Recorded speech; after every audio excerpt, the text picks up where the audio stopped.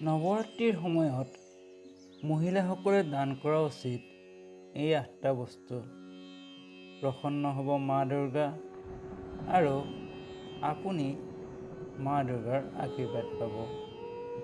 হিন্দু ধৰ্মত দুৰ্গা দেৱীৰ 9টা ৰূপৰ নৱৰাত্ৰিৰ বিশেষ তাৎপৰ্য আছে।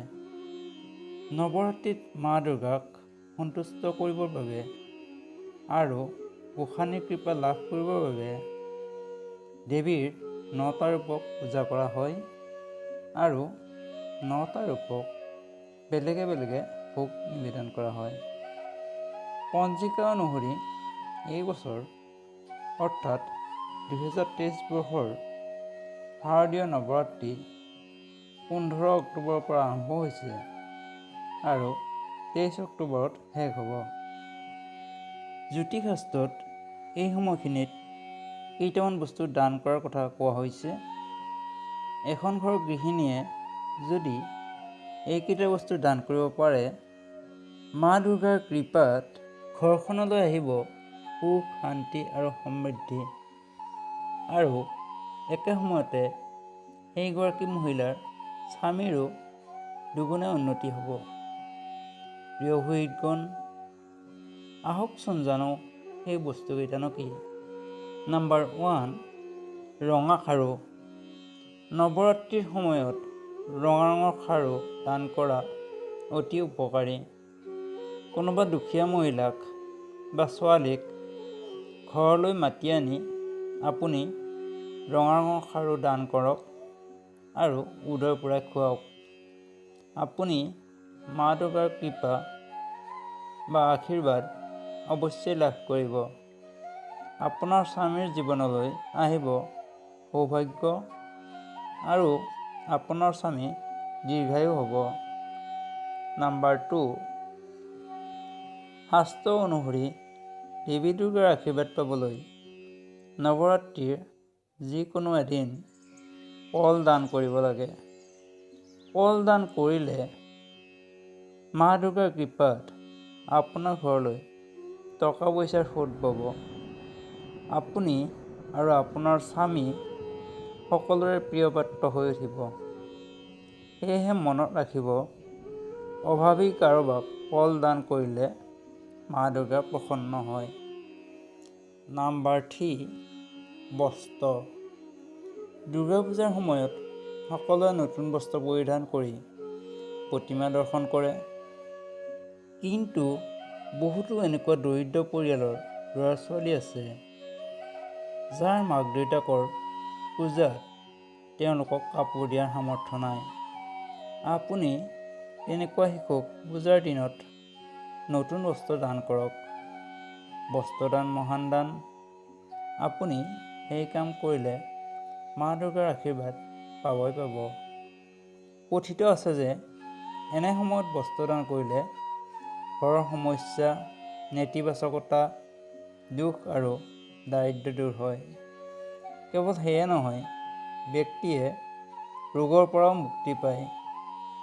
কিন্তু পুৰণা বস্ত্ৰ দান কৰা উচিত নহয়, নতুন বস্ত্ৰ কিনি দান কৰিব লাগে। নাম্বাৰ 4, ইলাচি। বহুতো সময়ত পৰিশ্ৰম কৰিও চাকৰিত পদোন্নতি নহয় আৰু কোনো কামত ব্যৰ্থ হোৱা দেখা যায়। এনে অৱস্থা হ'লে নৱৰাত্ৰিৰ সময়ত শুক্ৰবাৰ এটাত সেউজীয়া কাপোৰত 4টা ইলাচি বান্ধি আপোনাৰ গাৰুৰ তলত লৈ শুৱক আৰু তাৰ পিছদিনা ৰাতিপুৱাই কাৰোবাক সেই বস্তুখিনি দান কৰক। বিশ্বাস কৰা হয় যে এইটোৱে ভাল কামৰ সুযোগ তৈয়াৰ কৰে আৰু পদোন্নতিৰ সুযোগ আহে। নাম্বাৰ 5, মিঠাই। আপুনি কুমাৰী পূজাৰ সময়ত কুমাৰীসকলক মিঠাই খুৱাওক। মিঠাই শুভ বুলি বিশ্বাস কৰা হয়। আপুনি মিঠাই ঘৰতো বনাব পাৰে বা কিনিও আনিব পাৰে। কিন্তু যিকোনো মিঠাই আপুনি তেওঁলোকক খুৱাব, তেতিয়া আপুনি গোটেই বছৰটোলৈকে সুফল পাব। নাম্বাৰ 6 চাউল। চাউল হৈছে সমৃদ্ধিৰ প্ৰতীক। পূজাৰ সময়ত কিছু চাউল কোনো অভাৱী লোকক দান কৰিলে আপোনাৰ পৰিয়ালৰ বেমাৰ আজাৰ, দুখ দুৰ্গতি সকলো দূৰ হ'ব। আৰু চাউল কোনো ব্যক্তিক উপহাৰ হিচাপে দিলে আপোনাৰ খাদ্য ভাণ্ডাৰত কেতিয়াও খাদ্যৰ অভাৱ নাথাকিব। নাম্বাৰ 7 দক্ষিণা। দক্ষিণা অবিহনে সম্পূৰ্ণ পূজাৰ ফল পোৱা নাযায়।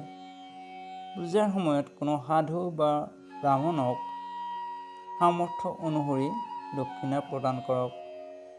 ইয়াৰ উপৰিও কোনো সাধু যদি আপোনাৰ ঘৰলৈ আহেও তেন্তে তেওঁক খালী হাতেৰে ঘূৰাই নপঠাব। আপোনাৰ সামৰ্থ্য অনুযায়ী দান দক্ষিণা কৰক। আপুনি দুৰ্গা মাৰ কৃপা লাভ কৰিব আৰু আপোনাৰ গৃহত কোনো অভাৱ নাথাকিব। নাম্বাৰ 8 কিতাপ। কিতাপ হ'ল জ্ঞানৰ ভাণ্ডাৰ, মানুহৰ শ্ৰেষ্ঠ সংগী।